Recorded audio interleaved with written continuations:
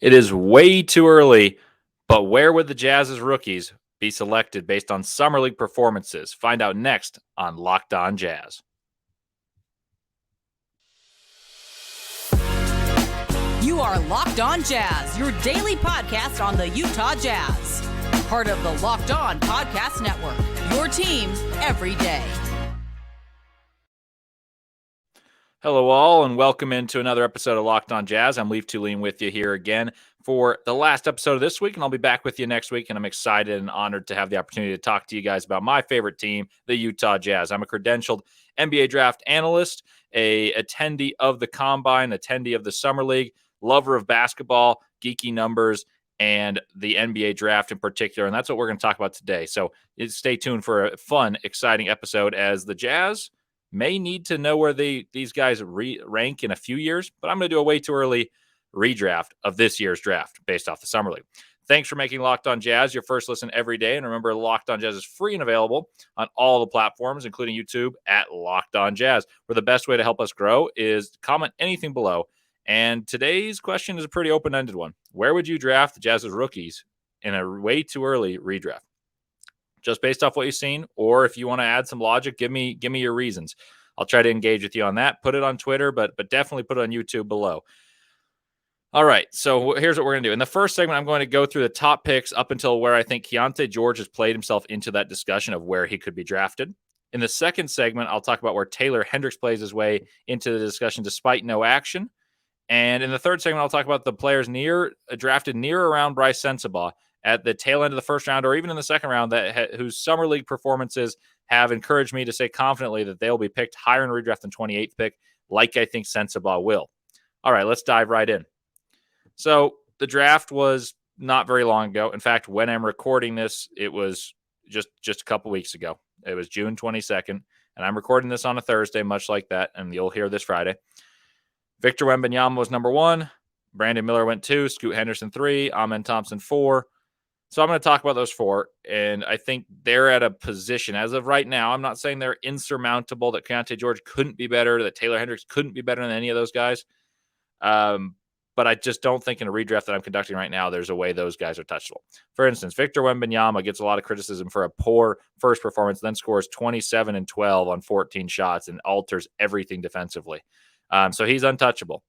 I think Scoot Henderson, I haven't shied away from this, is the better prospect between he and Brandon Miller. He got hurt early in his first game, and he's been held out the rest of Summer League with a shoulder injury.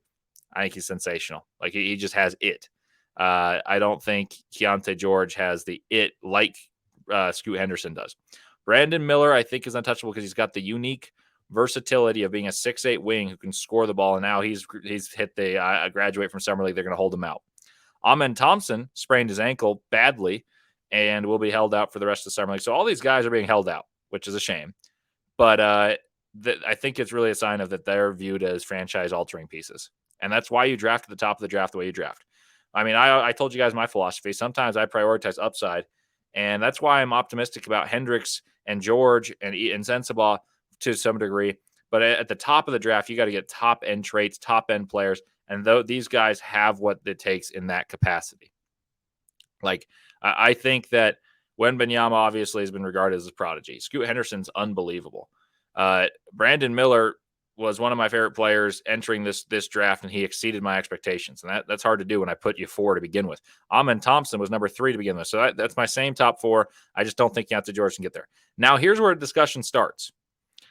So after those 4, Osar Thompson went number 5. Anthony Black went 6. So it's the same top 6. Osar Thompson's been pretty good. Like, the floor has opened up for both Osar Thompson and Anthony Black, and you can see that the guard skills are more on display. They have a bigger area to attack. Like Anthony Black, I went on a college basketball podcast, Locked on College Basketball. Highly recommend you listen to Andy Patton and Isaac Shade, and sometimes you'll catch me on there as well. We talked about some of the Arkansas players and how much of a factory Arkansas might be because all of them are having success, and we'll talk about some of the other ones later. But Anthony Black looks like the NBA is significantly easier for him than college, because the floor is more open, so he's able to play to his strengths. So that's someone that I just don't know if you can quite catch in terms of Keyonte George, but his star power might be higher than Anthony Black. Osar Thompson, I think there's a similar thought because maybe Osar Thompson doesn't get to play on the ball as much with Cade Cunningham and Jaden Ivey, and I think he could be a point guard, but he was drafted to a spot where he's most likely going to play like a small forward. And then that's where you hear the Andre Iguodala comp. Andre Iguodala is an amazing player, both when he was with the 76ers, with the Nuggets, and obviously he's well regarded for his time with the Warriors. But is he a superstar? I don't know. Is he top 6 in a redraft in most years? Yeah, almost every year. Like it's so yeah. If he can reach that, and I'm not saying he necessarily will, but those are the players that I think are just outside the reach of what Keyonte George has played himself into. But I could take arguments about 5'6", and there's one more player I would say that both by performance wise, but also just by the way I see the game of basketball, I would rank higher than Keyonte George. And that would be Jarris Walker, because his size and positional versatility is just a massive factor for him. Defensively, he's one of the best in this class. I think he's going to be one of the better defenders in the NBA from day one. And then there's tons of years for him to go. I think offensively, you're seeing he's better with the ball than people knew. And I think, like I said, that he was the guy I thought would be the A+ draft. So maybe you're going to be like, well, you haven't changed your assessment. But if you look at their statistics of all these players I've mentioned, I mean, obviously Scoot and Ahmed Thompson got hurt. They've all performed well. And you can make arguments that, of course, Keyonte George is one of the leading scorers in Summer League. Like that, I'm very aware of, and it's phenomenal. But I think it's easier to project some of these guys having more immediate roles that are conducive with starring roles down the road for prospects. But that's not bad. That means Keyonte George in this is the 8th pick. And like I said, I could take arguments for Osar, Anthony Black, or Jarris Walker. I could see a world where Keyonte George ends up one of the top 5 players in this class. I mean, I know I have on the side here, it's got 1 through 10. I'm not sure I'm going to go through the picks, but that's where I think the discussion starts for Keyonte George. The Jazz had him ranked 10th on their board, and they got him at 16. And that's why it looks so good, because you got him at 16, which is so much lower than where he's ranking right now. I would take George over Bilal Coulibaly, despite the upside of Coulibaly. He's played all right. You can see the flashes, but he hasn't been wowing any stat sheets. He hasn't been stuffing them yet. I would take George over Hendricks thus far. Obviously, that one's interesting because one was the 9th pick, one was the 16th pick.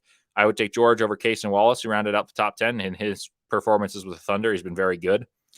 I would take George over Derek Lively, who I believe will be very good for the Mavericks, especially for the role that he was likely going to play in the foreseeable future. And I think I would take George over a few other players that I have high expectations for. The one notable outlier here, and I'm going to talk about him in the next segment, is Cam Whitmore. Whitmore's been really good. I think he's got a way to change the game the way, because he had such a poor perception after the draft, falling to 20. Oh, was it because he didn't get along with his coach at Villanova? Was his knee permanently damaged? He's still been really good. And so he'd be a guy I'd consider taking the top 10. But I think George has a claim anywhere 5 through 8. And if you're asking the Jazz, you got 9, 16, and 28. Well, okay, let's just say you got a guy worth the 5th, 6th, 7th, or 8th pick. That's a success. And you didn't know it was me, Keyonte George, but I'm going to touch on that a little bit in the next segment. Like I think there's a case that I made the day after the draft that Taylor Hendricks could easily be a top 10 guy. If he was like by year 3, a 17 points and 8 guy, which I thought was like the really good outcome. And I thought it was feasible. And even if he was like a 15 and 6 guy by that point, he'd be having a case to be a top 10 in a redraft. And that's what you're striving for when you're picking 9. But I said, even though his stats appear likely to be statistically insignificant after year 1, you're going to rank these guys after year 3. And I think that really helps the Jazz. So if you were to rank the Jazz's picks, and I made this point a while ago for those of you who listen every day, the everydayers, shout out to you guys, that I thought the one with the most star power for the Jazz was Keyonte George. I think there was a swing skill if he could play point guard. And I think so far we're seeing this committed desire to play point guard, and it's really, really encouraging because you're getting a point guard, and you hit the point guard scoring 30 a game in the Summer League in the first 2 games there, and then he obviously got hurt, and that changes what you're seeing in the output. But Keyonte was the guy I thought had the highest star power, just because it's easier to be a star with the ball in your hands. And the reason that was the swing skill for Keyonte is he played the 3 at Baylor. So who knew if he could play the point guard at the NBA level when he didn't even do it at college? Well, that's why I thought talent-wise he had the most potential, but he was a little riskier, whereas Taylor Hendricks had a higher floor, and it was more projectable because of his role was so plug and play in terms of the role. It's not necessarily for the team that he's on, ready to go, but the role was easily translatable to an NBA role from what he did in college, whereas Keyonte George's would take time to develop, and I think it still will, as I talked about. Like even Jamal Murray, CJ McCollum, Bradley Beal had time to develop and garner what they are now. They had time to hone their craft. So we see George in his swing skill playing point guard. He looks ahead of track. And if you look at his track record, when he's played people his own age, played people of his own caliber, he's always stood out and shined. So this is no surprise. Coming up next, I'm going to tell you guys a little bit more about this most recent NBA draft, talk about some players that I think could be in the same wavelength. Maybe if you're drafting around where the Jazz did at 16, maybe even sooner, who could be considered ahead of Taylor Hendricks, where Taylor Hendricks could go based on a way, way, way too early redraft. But first, a message from Birddogs. Birddogs make you look good. That's the simple way to put it. Yesterday, I went golfing, and my friend asked me, hey, those are some nice shorts. Where'd you get them? I said, Birddogs. By the way, I've been doing these advertisements for this show, and I mean every word of it. Like, this is sincere. And then I went home. My mom said, oh, those are cute shorts. And I was like, oh, well, you know what? I'm getting compliments left and right. I might as well share that when I read these ads. The Birddog shorts fit the exact same way as Lululemon, but they look the exact same as Lululemon, but they fit far better. And I can test. Lululemon are probably some of my other favorite shorts, but Birddogs have these inside liners that make you feel good. They make you feel good about yourself, and they give you a truly sculpted look through the leg and thigh. And they give you this concern, like absolute comfort, where there's no need to be concerned about the liner being uncomfortable. There's no need for it to be too snug. It's not too loose. It fits just right over underwear or not.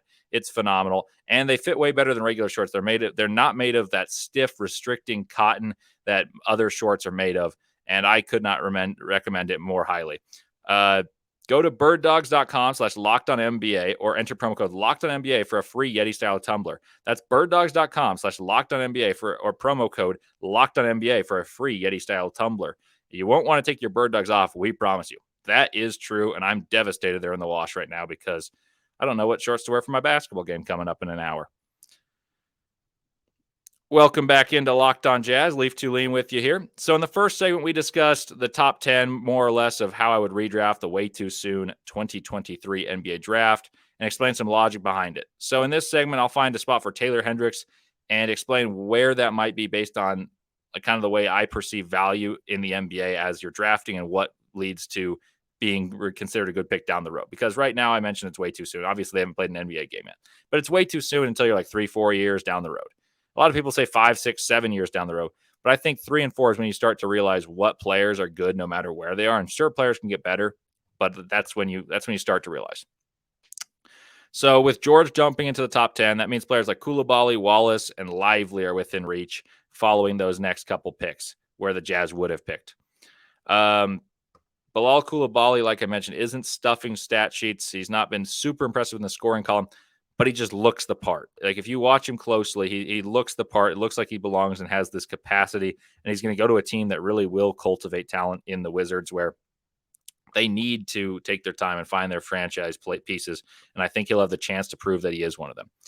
Cason Wallace has played for the Thunder. The Thunder have a really talented core, and he right away stepped in, knocked down a bunch of threes. He's calm, cool, collected, and he was regarded highly as one of the best point of attack defenders in this class. He's someone I cooled on at the end of the process, but still ended up with him around 11 on my board. And I think he's going to end up playing steadily into that point. Like, Cason Wallace is very steady. Bilal Coulibaly's got this athleticism that puts his ceiling really high. And then there's Derek Lively, who went 12th to the Mavericks. And you think about him and you're like, well, one, he's got some potential. He's got a very defined role, and that's what really matters. Is he knows his role. He's going to play with Luka Doncic and be a rim runner and rim protector, pick and roll threat. And if he steps out in spaces a little bit, like a lot of people liked from him, my colleague with Locked On NBA Big Word, Rafael Barlow, witnessed and started reporting about that possibility first. Yes, that really helps him. But I think without even doing that, without even learning a post game, he still has such a role and an expertise that it makes him more valuable, and especially early on when you're doing early returns for a player. So that makes him higher. So all of those guys are justifiable to be above Hendricks, I think, at this point, considering Hendricks hasn't played. Then there's one more. That's Cam Whitmore, who I had as number 5 on my board. We know he had some knee injuries. We know now that there was some reporting that he and his coach Kyle Neptune at Villanova didn't get along. And there's that plummeted his draft stock. He went number 20, but by all accounts, he was going to be a top 5 to 10 pick, if not top 5.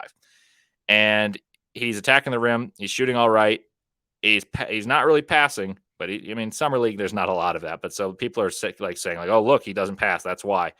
Well, I don't know if that's a good enough reason because he's scoring 17 a game and he's got the potential to be worth a lot. It's really about if his health holds up with that was the scare. If there's attitude, he's too talented to not go at this point. So I would take over Taylor Hendricks. I would take Cam Whitmore in a redraft if we're talking about strictly what I've seen so far. But even that's 13 players. That puts Taylor Hendricks in the lottery right now.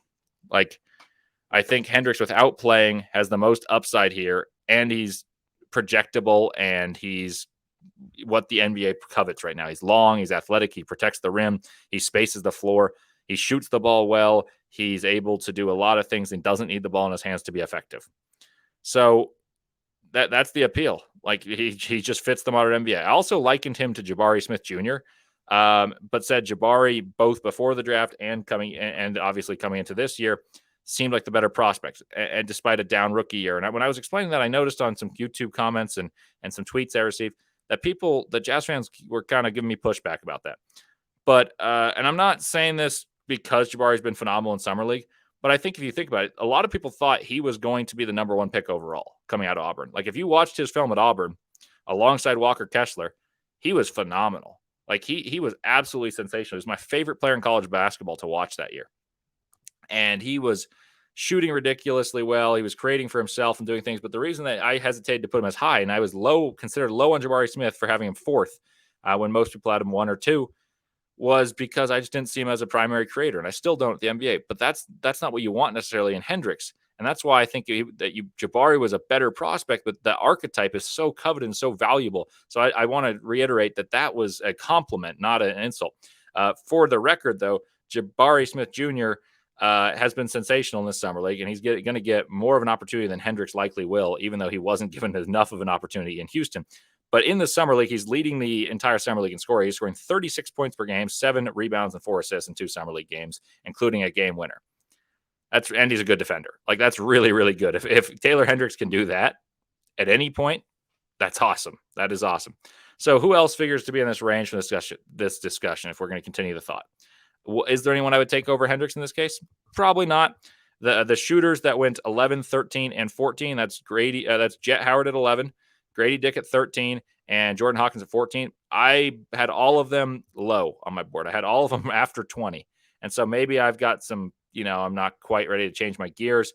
But I think all of them are overrated because they're specialists, and they need a team that's built around them to fit to their strengths as opposed to fitting most teams. And so far, none of them have really, really exceeded my expectations. As I'm recording, by the way, Cam Whitmore just broke a record for steals in the summer league. So that speaks to that athleticism that I talked about that was in the excellent percentile. So I would, like I said, I would take him higher than Hendricks in this case. But none of those shooters I would take higher than Hendricks. None of Jet Howard, Grady Dick, or Jordan Hawkins. Grady Dick's shooting poorly but scoring 14 a game. No one else has really stood out. Who else was picked around this range? Maybe Jaime Jaquez. I thought he played well in the first summer league. That's impressive, but it's not moving me. So, I think you're getting, by that logic, you're getting 2 lottery picks. You're probably getting let's just say conservatively 8th and 14th pick. That's higher than where the Jazz took. And I think Keyonte George and Taylor Hendricks definitely have a chance to move up their stock as it plays out because their roles make sense to be more coveted than some of the other players and their situations. So far, so good for the Jazz. Coming up next, I'll talk about what players that were picked 20 or lower have shown they deserve to be picked higher and give a pitch for why Sensabaugh, despite not playing, may go higher in a redraft. But first, a message from FanDuel. Take your swing at batting and take a swing at batting against the MLB pitchers, but betting on the MLB on FanDuel and get 10 times your first bet amount in bonus bets up to $200. That's right. Just bet $20 and you'll land $200 in your bonus bets, win or lose. That's $200 you can spend betting everything from the money line to the over under to who you think is going to hit the first home run. All on an app that's safe, secure, and super easy to use. Plus, when you win, we're going to give you positive vibes. You can get paid instantly. And that is true. I have used FanDuel when I went to March Madness and I was in Colorado. It was quite fun, and I got my rewards instantly from FanDuel. There's no better place to bet on MLB than FanDuel, America's #1 sportsbook. So sign up today and visit FanDuel.com/lockedon to get up to $200 in bonus bets. That's FanDuel.com/lockedon. FanDuel, official partner of Major League Baseball. And I also want to tell you about Murdoch Hyundai, and that's something that's really important right now. As I was just driving in a Tucson the other day. Murdochs have been in Utah over 80 years. Hyundai is the best car for your money. Safety features, bells, whistles, and all. And I can just personally vouch for that. And this week, that was my first time inside the Tucson, and it is luxurious. It's effective. It's sleek. It's everything that it's modeled to be. The SUV lineup features the Kona, the aforementioned Tucson, the Santa Fe, the Palisade, and I recently saw on the streets the Ioniq 5 electric, and that was named the Motor Trend SUV of the Year by Motor Trend. And then the 6 is even better. Haven't quite seen that one yet personally. And I was talking with one of my best friends from college, knows more about cars than anyone in the world, and he was telling me about all these cars. And I was saying, hey, I do reads for these guys, and I just was riding in the Tucson. He was like, well, what'd you think? I need to know. And he was like, yeah, like Motor Trend got that right. The Ioniq 6 is amazing. It's electric. It looks like a Porsche, and it just won World Car of the Year. And for those of you interested in getting them, as I recommend you do, there are locations in Linden, Murray, and Logan. So check out Murdoch Hyundai at your nearest convenience. Welcome back to Locked On Jazz. Leif Thulin with you here, and we're going to finish redrafting and talk about who the Jazz's third pick was. That was Bryce Sensabaugh. Bryce Sensabaugh is yet to play due to injury, but was widely regarded to be a steal. The Jazz regarded him as being the 18th best prospect on their board.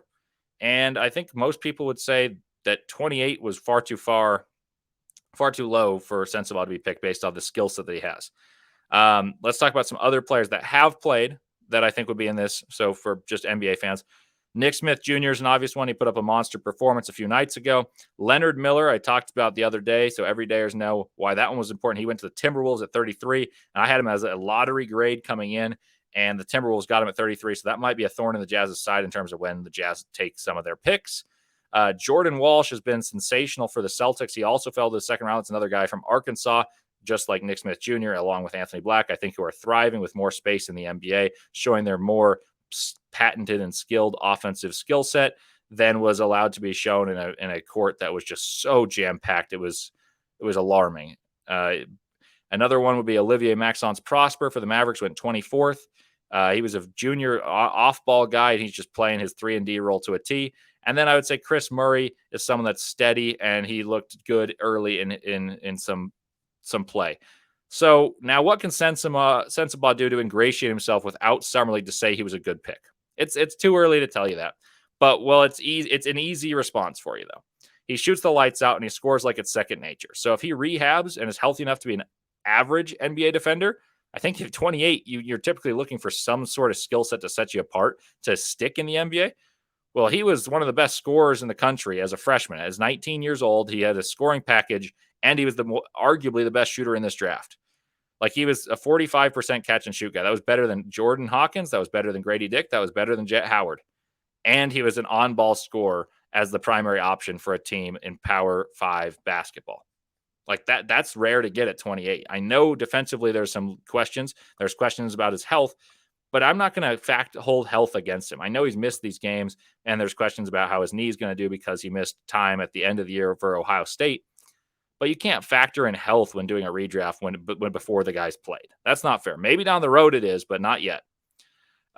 Players picked around where he was rarely have a trait that sticks out, and he's got two of them. One, he's a shooter, but also he scores. Like I mentioned this before. TJ Warren was his comp for me, and TJ Warren scored 25 a game, but he did that later at NC State. And when the ball and the pace was really favored to the way that he liked to play, they'd go to TJ Warren, then he'd score.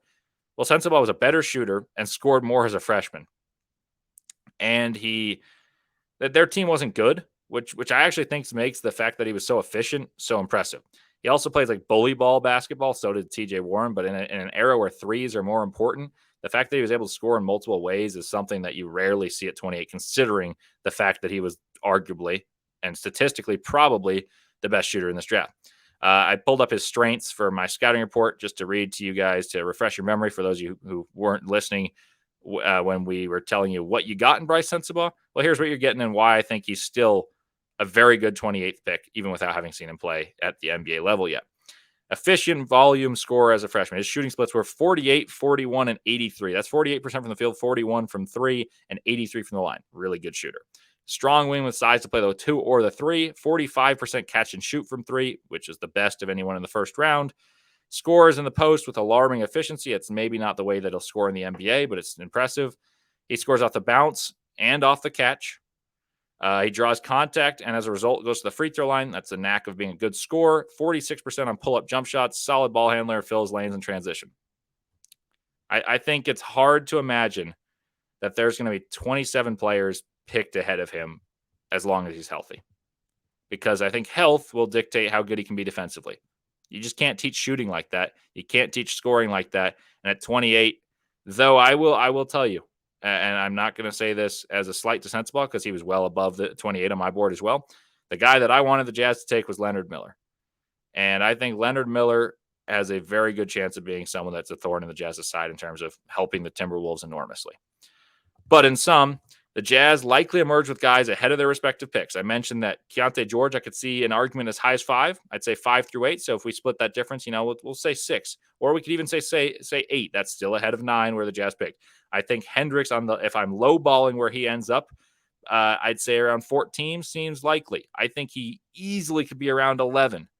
And maybe even higher as we see him play. Like I mentioned with him, it's going to be more important to evaluate a couple years down the road, considering he'll have statistically insignificant volume at the start because he's playing behind an all-star guy in Lauri Markkanen and a really, really good power forward in John Collins.